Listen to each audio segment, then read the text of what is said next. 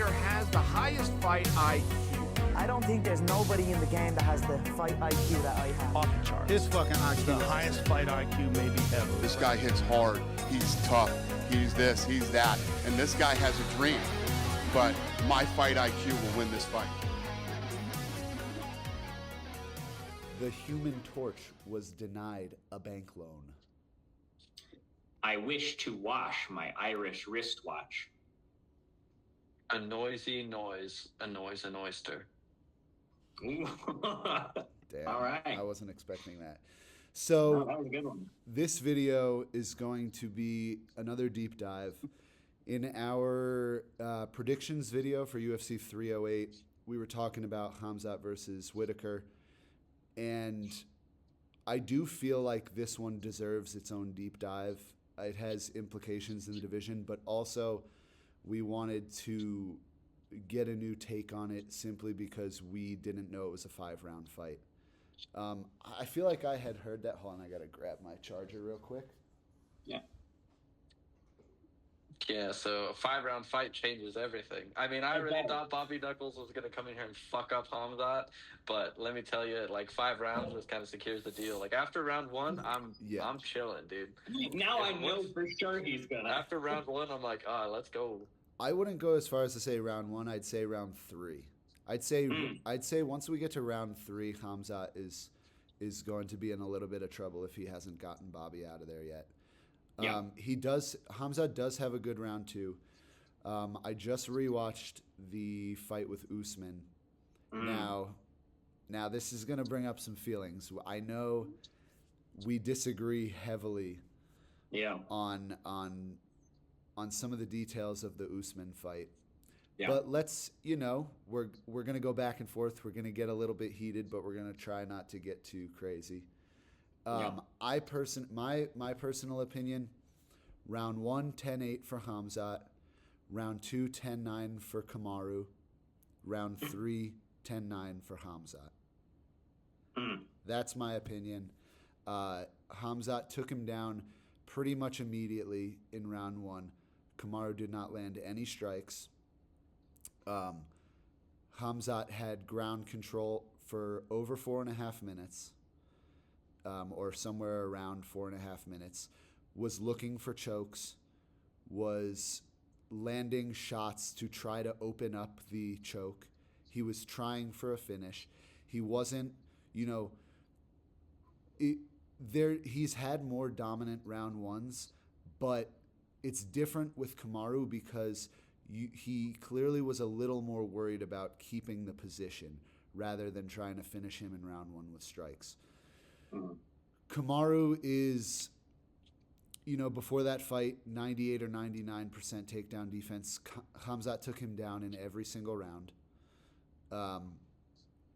Round 2, Kamaru for sure got the better of him on the feet. And while Khamzat did get a takedown in round 2, I think he had something like 10 seconds of control time, or even less. It was a pretty quick escape. It was negligible. That's why I give round 2 to Kamaru. Round 3, it was rather even on the feet, although I will say there were maybe two or three. It was rather even on the feet. I would say there were 2 or 3 exchanges where Kamaru clearly got the better of him and landed some decent shots. Now, with 2 minutes left in the fight, Khamzat takes him down and has control of him until about the 30-second mark. Yep. That is a significant amount of control time. That is 1/3 of the round. Okay, keep in mind. Then, when it gets back to the feet, even exchanges for the last 30 seconds. Even exchanges. I don't think they're even. Rewatch the last 30 seconds. So that's where we get a little bit mixed up. Let me hear. I think me and Andrew are on the same page when we say that a majority of the exchanges were in Kamaru's favor on the feet. Absolutely. But the argument needs to be made about the control time versus winning those exchanges on the feet. They do negate each other a little bit, but not so much to where we got to completely ignore the exchanges and all that good stuff, but at the same time, we're not supposed to just be like scoring control time. Like that should not be like a metric of judging a fight. I That's even not think what I'm like doing. I think even based on the rule set, like it's supposed to go like damage, striking, and then it goes like, all right, takedowns that lead to something, and if they don't really lead to anything, No, that's then not. they're like fucking. Nope. Well, dude, No. you have to do something with your fucking takedowns. Yeah, I mean, and, Right? and we talked about that a little bit when Ryan and I did our deep dive into the current like MMA scoring system. We looked at it and we kind of, I think we ultimately agreed that the way the scoring is currently set up is probably not ideal based on the dynamics of the sport. That being said, I fall into the same camp that you do, where I think the striking was not nearly even. The third round, I believe Usman absolutely started to pull away on the feet. That was when Khamzat started looking sloppy. He didn't look bad by any means, but he was putting a lot less power behind things. The intent wasn't there. He wasn't necessarily trying to land as much as he was measure. And Usman started to really land his jab. There were a handful of times where he hit really nice right hands. He was kind of faking his little takedown just to keep it interesting, but for the most part, there was nothing there. I personally saw the takedown happen, saw Khamzat lock up fucking half guard and sit there with the crossface, flatten Usman out, and basically just hold him there. And they were both peppering some like weird rib body shots. Usman tried to get to his side, couldn't get out. He crossfaced him, put him back. And then eventually they both got back up. They started doing the, let's just swing on each other for the last 10 seconds. And Usman connected more often there too. So I guess if you want to count half guard control for 2 minutes as more than the other amount of time to be outstruck, then sure, I think Khamzat won that round. And that's a totally fine take. And it should have been a draw. It should have been a draw. Yeah. I'm not saying Usman won the fight. I wouldn't have been. Listen, been a draw. Listen, if it was a draw, I would still be saying I think that's wrong. I think Khamzat just did enough to get it done. And listen, I'm not going to try to change your mind on who won the striking exchanges. We both watched the fight. We both have our interpretation of it. Mm-hmm. I will prompt you with the same thing that I prompted you with when we first brought it up. Yeah. In round 3, did Kamaru ever cause any significant damage or have Khamzat in trouble in round 3? Was there any moment? Not really. No. Okay. The numbers were close. In round 3, Kamaru landed 10 more strikes than Khamzat. Okay. Out of how many?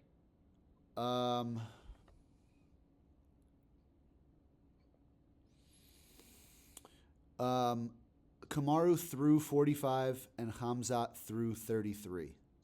Not a big. How many did Khamzat land? It was 22 for Kamaru to 13 of Chimaev. So I was being nice. It was actually round 3. It was actually a 9-strike differential. And the percentage of landing was practically the same. 22 of 45 and 13 of 33. Is practically the same percentage landed. And so he outstruck him for sure. Yeah. Barely. Just barely. That's not barely. Yes, it is. Let's cut all the extra words out. He outstruck him. He outstruck him. He outstruck him, yes. He outstruck him. And Khamzat had him controlled on the ground for 1/3 of the round. But how many of those punches? How many? It doesn't matter. Usman didn't do anything with the extra 10 strikes that he landed. You just said it yourself. You just said it yourself. None of those strikes ever did any damage or had Chimaev in trouble. Chimaev's takedown didn't have Kamaru in trouble or do any damage. Those to me are the same. So to me, this is where we start running into the problem of the point fighting argument, right? There's been a handful of fighters that have been really good at point fighting in their careers. Sure. Stephen Thompson, coming from an entire sport dedicated to point fighting. Izzy had a handful of fights where he won via point fighting. Both guys who So I look for don't the think- finish. Both guys who look for the finish. Yeah, and Usman does as well. I don't think that Usman was necessarily just trying to chug along to a decision. I think at that point he figured that was probably his best bet of getting a win. I don't think he thought he was going to finish Chimaev in the last round, but Listen, that doesn't mean that that's insignificant. But Chimaev is always looking for the finish, and regardless Do of we know whether that? The second round, he didn't look like he was looking for a He had finish. 2 minutes to Yeah, attempt because to he- improve position, cause damage, listen. or hunt for a submission, and he didn't do anything. the round two He was didn't do very anything. clear. The round two was very clear that Khamzat was taking a bit of a break because listen, if you want to have the energy to get a finish, you can't just be going nonstop. And look at the fight with Whittaker and Derek Brunson. Derek Brunson is looking for the finish every second. Khamzat is looking for the finish at some point every round. He's not looking for it every second because he's smart. In round two, he's taking a little bit of time to recover because he just spent a lot. It takes a lot of energy to take down and hold down Kamaru Usman for an To entire ride his round. back for 4.5 minutes. Looking for chokes and Yeah. hitting him with shots to open He up was the choke. inefficient with his energy, is what you're saying in round one. He was. So he needed to take round two off. He was. And so that's why Kamaru Usman won. That's because Khamzat wasn't trying, according to Ryan. Regardless of what Khamzat Because was doing, Kamaru Khamzat won was round like, two. all right, we're taking the round off, boys. We're out of We gas. got round one so deep we could take round two off. And It's dude, not- he was right. He got the 10-8 across the board because the Yeah. judges love them daggies. And Yeah. then No, he got fucking- 10-8s across the board and- because it was a 10-8. And Robert Whittaker, or I'm sorry, fucking Kamaru Usman was only fighting for a draw at best or a finish, bro. True. So No. that's what we're arguing for. No. You know what I'm saying? Listen. It I should've love been a draw. Kamaru. Should have been a draw, dude. I love don't think it was a Kamaru. draw. Kamaru's one of my favorite fighters. But That's a wild choice too. no, he is. He is. I think he's extremely well-rounded. The way he improved his striking over his career is extremely impressive. His cardio is insane. But the fact of the matter is, he got 10-8'd in the first round. He won the second round, and round three was close. But I think Khamzat slightly edged it out. That's what 10-9s are for. I think the round was close. I think there's an argument. I'm not mad at the argument that Kamaru won the third round, but I personally think Khamzat won it. He had control time. Hey. He had control time for practically a third of the round, and was outstruck by 9 significant strikes. That to me, we've seen it be successful, right? Mario Batista proved that you can do that all the way to a win. Oh, fuck you! Don't Yeah, compare Mario Mario Batista to Khamzat. I mean, we're How talking dare control you? time. We're talking control time over talking strikes control landed. time. How dare We're you, talking dude? control Bautista time, didn't brother. land a single takedown.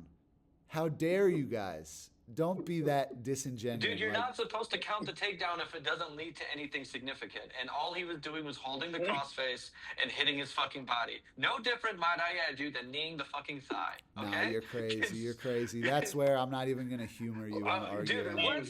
That's a very valid comparison, dude. That doesn't even deserve Dude, recognition. like positions like half guard and full guard should be counted the exact same as being smashed up against the cage. You're crazy. We'll You're let the absolutely internet crazy. decide on that one. There are a couple things that I think we do need to talk about that I think are definitives that we saw out of the Usman Chimaev fight. Okay. The first one that stuck out to me is it seems like Chimaev has a very low tolerance for leg kicks. I agree. Every time he would get kicked from Usman, he would switch into southpaw, would not do anything with southpaw, wouldn't stay there, but would switch to prevent a second low kick, take about 10 seconds, and then switch right back to orthodox. I will say that the leg kicks from Usman were definitely affecting him. If you Yes. watch all of his fights, whenever he's on the feet for a significant amount of time, he's constantly switching back between southpaw orthodox. He does that anyway. but he doesn't do anything with it. I've never seen him switch with the intent of trying to cut an angle. No, on or southpaw, something all he from has, southpaw. all he has from southpaw is a strong jab and a rear kick, rear body kick. Yeah. That's what he has from Well, southpaw. And my fear with that is I think Robert Whittaker has spent a lot of time with people that switch. Yep. He doesn't do. He spent a lot of rounds with people that like to go back and forth from orthodox to southpaw. Yeah, I mean, the first one that I think of is Izzy, and he couldn't figure out Izzy on the feet. Granted, the second fight was closer, and he was able to do that like step in lower head jab sort of thing. And it's also a very different fight. You're not. Yeah. We can't compare Izzy's striking to Chimaev's. Yeah. Those are different ball But games. one thing that I want to hear your guys' opinion on too, because so obviously we just fucking went ham on the Usman versus Chimaev fight, because I think that has implications for this fight. Sure. The Whittaker fight. But the fight that I watched of Whittaker's to kind of get a better idea of the Khamzat fight was the Brunson fight. Now this Going all fight, the way back to Brunson, huh? Now this fight was a long time ago, but Brunson is really the only guy that I could think of that has that like crazy round one, come at you to kill you type of style. Whittaker dealt with it very well. Granted, Brunson was not. He's not a strong takedown artist like Khamzat is. So I think. Man, it's hard to really compare. Anyway. Yeah, it is hard to compare. How many fucking people are there like Khamzat? There's fucking not very many. That's why he's so exciting to watch. Right. Yeah. He walks in. He's so fucking explosive from the jump. Insanely explosive. Insanely fast. Nuts. Like how he was able to handle Kevin Holland is like an insane pace to just immediately fire off. How he was able to do that to Kamaru Usman in the first round, just fire off and then boom, controlling you, doing whatever the fuck he wants to. He's one of those fighters that for the first round he's going to do whatever the fuck he wants, and it's very dangerous. And that's the biggest concern with Khamzat is that first round is going to be rough. And no matter what he does, all he has to do is just grab a hold of a fucking ankle, get a hold of your arm. He just has to get a grip on you, dude. His arms are long. You can tell he's insanely strong. Yeah. So it's like, how is Robert Whittaker going to deal with that? He's been wrestling fucking. I've been hearing about Robert Whittaker's wrestling fucking essentially since he fought Izzy the first time. They're like, oh, finally Izzy's going to fight someone that can offensively wrestle. We've always known his counter wrestling is good because it holds up against people like Brunson and Romero. And, you know, he's able to defend takedowns against them. He's been taken down a few times still. And, you know, but it's all going to be, is he going to be expecting that round one versus Khamzat? Because Khamzat's trick is out of the bag. It's not like it's like, okay, that's a surprise. Do you guys deny that Whittaker's going to get taken down in round one? I think it'll happen. Yeah. I think it probably will happen. Yeah. And you know what sucks is I think he's going to be expecting. He's like, all right, he's going to come out and try and take me down. Fucking, I know to defend the takedown and shit. And then it's still going to happen. Yeah. You know what I'm saying? You know what I mean, that's I think where it was really interesting to see with the Usman fight is there's potential there. If you can weather that, that's where I think you can start to push past. Because it seems like, and again, we haven't seen Chimaev in 2 years? I think it's been almost 2 years since the last time he fought. So there's a lot of concern of like, okay, you know, is he going to have better conditioning? Is he going to have worse conditioning? Is he still going to gas out after the first round? Yeah. Has he learned that maybe since it's 5 rounds that he's not going to be able to be as explosive out of the gate, in which case that might be a problem for him? So Chimaev versus Usman was almost exactly a year ago. Okay, so about a year off. Yeah. A big thing, too, is Usman came in on a week's notice from a lower weight class. 2 weeks' notice. 2 weeks' notice, lower weight class. That's still not a lot of time, and he still was able to... It was his debut to the middleweight division. Yeah, and Khamzat had a full camp. So... Usman was already preparing to move up to the middleweight division. He took... Listen, I give him a lot of credit and almost take a tiny bit away from Chimaev because he took it on, Usman took it on 2 weeks' notice. But the fact of the matter is Usman was heavily training, already planning on moving up to the middleweight division. He was already getting ready for a middleweight fight. He didn't have a matchup yet, but he was getting ready for a middleweight fight. For sure. So that has to be mentioned. Whittaker is a much better striker than anyone Khamzat has faced in the UFC before. Significantly better. Huge jump up in striking level. And I don't know that Chimaev has had to be too worried about some of the things that Whittaker throws. I don't know that too many people have attempted head kicks against him, probably because they're worried about getting caught and having a takedown come off of that. Yeah, as they should. But the way that Whittaker sets things up, he might be a little bit more willing to kind of blitz into a head kick, especially like he just did in his last fight where he can get it up against the cage. Yeah. Even if it's just for a moment. Mm-hmm.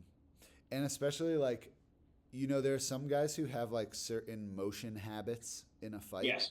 Like Khamzat definitely like, it's like, you know what I mean? He does this thing where he's like... It's that, and then he's got this little kind of measury jab that's not sharp. He doesn't really put anything behind it, but he's just constantly kind of in your face with it. Yeah, I could see Whittaker, you know, keeping good... He's better at managing distance with his hands. I could definitely see, like, because Khamzat kind of has that, like, tick thing, I could see Whittaker timing that 2 kick and trying to hit it right when Khamzat's kind of slipping that way. Yeah. I mean, Whittaker lands it on everybody, so there's no reason to think he wouldn't land it on Chimaev at some point.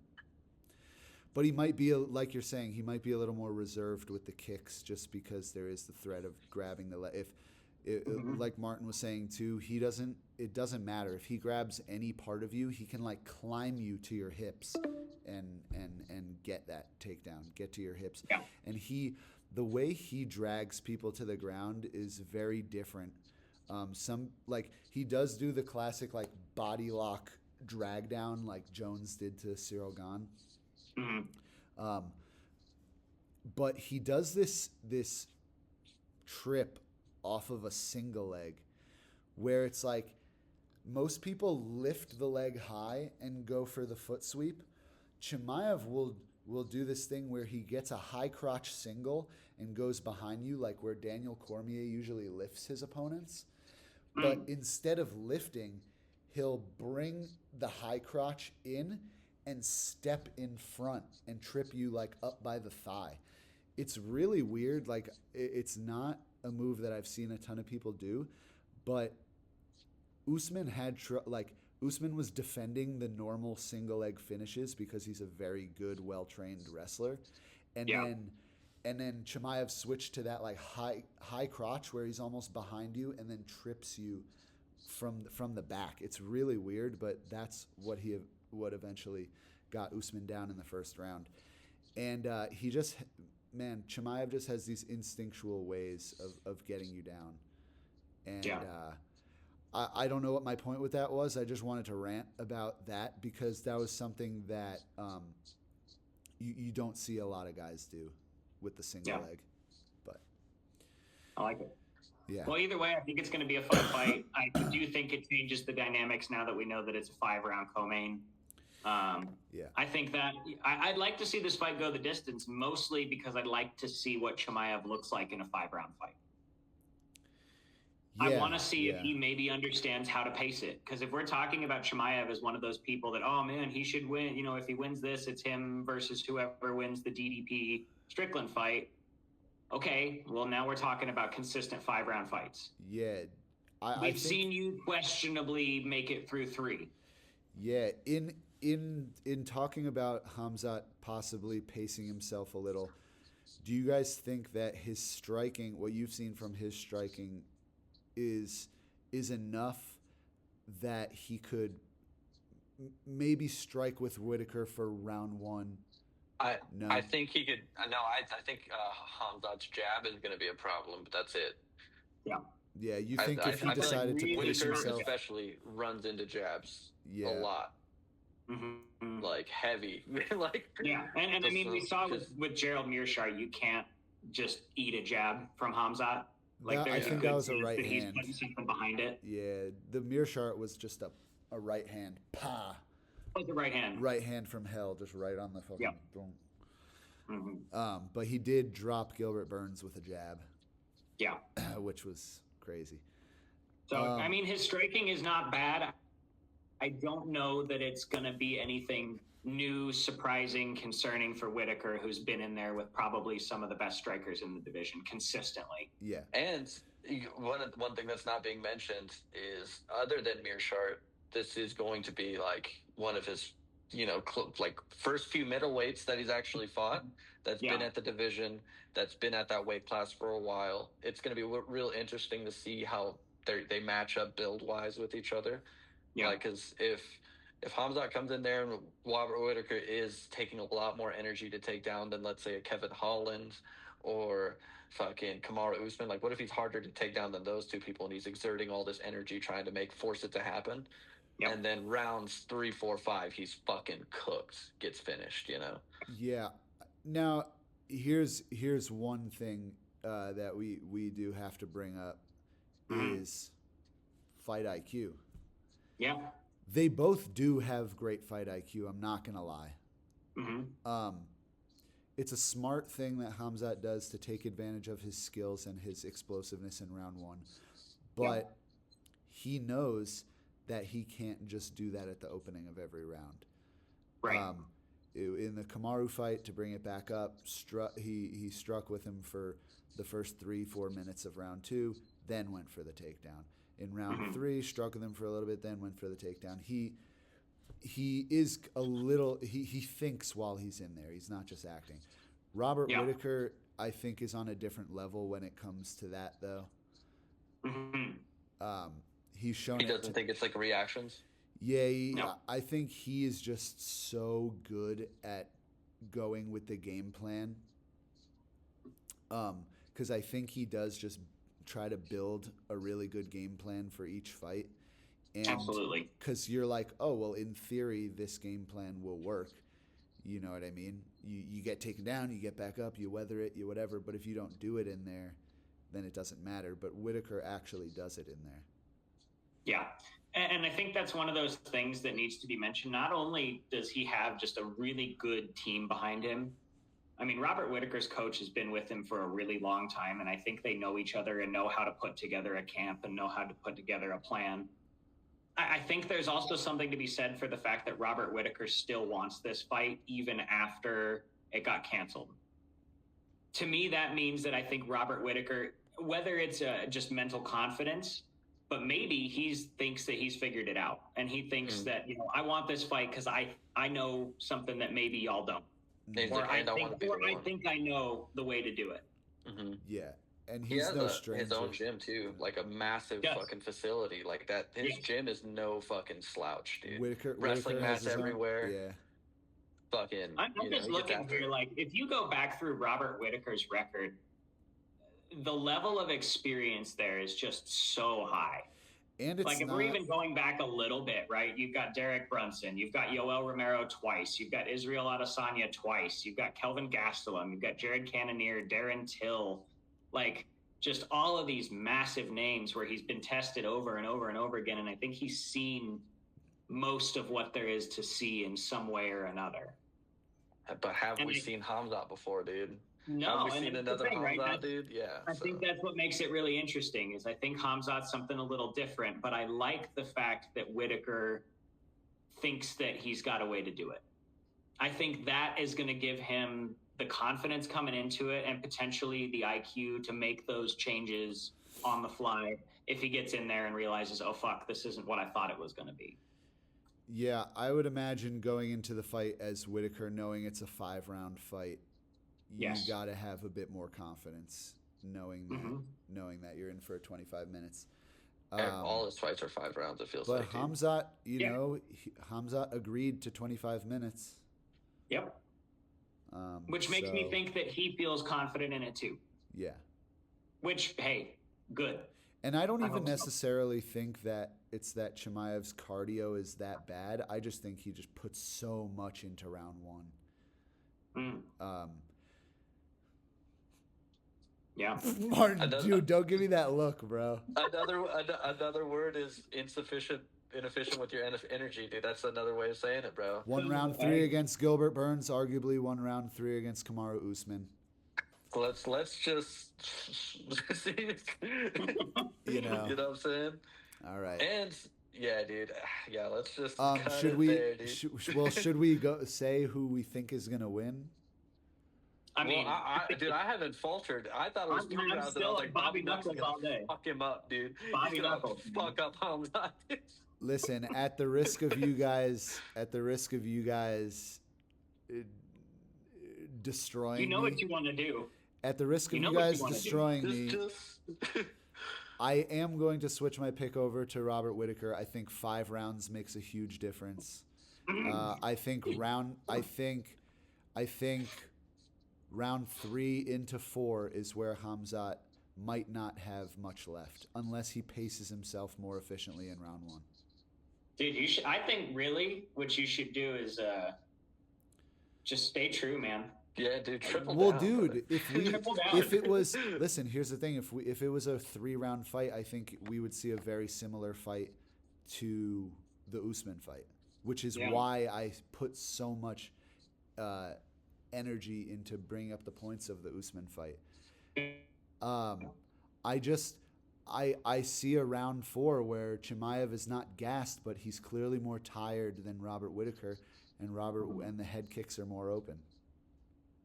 Dude, I just forgot too that Robert Whittaker has a really good front kick to the body, bro. He doesn't use it enough. He has a good front kick to though. the body. He dude. doesn't use it enough. And the way Khamzat fights is he's like one of those straight up fighters, you know, just real tall, and fucking that's gonna be there. That's gonna be there all day, dude. I don't know. At the end of the day, I think Whittaker seems confident that he has a good game plan, and I think over 5 rounds, his game plan will work. Yeah. Nice. God damn you guys. Well, that's our thoughts. Excited to see it play out. Excited to come back here after the fight. It should be a little piece of humble pie for one or two of us. Somebody. For one or two of us. All right. Peace out.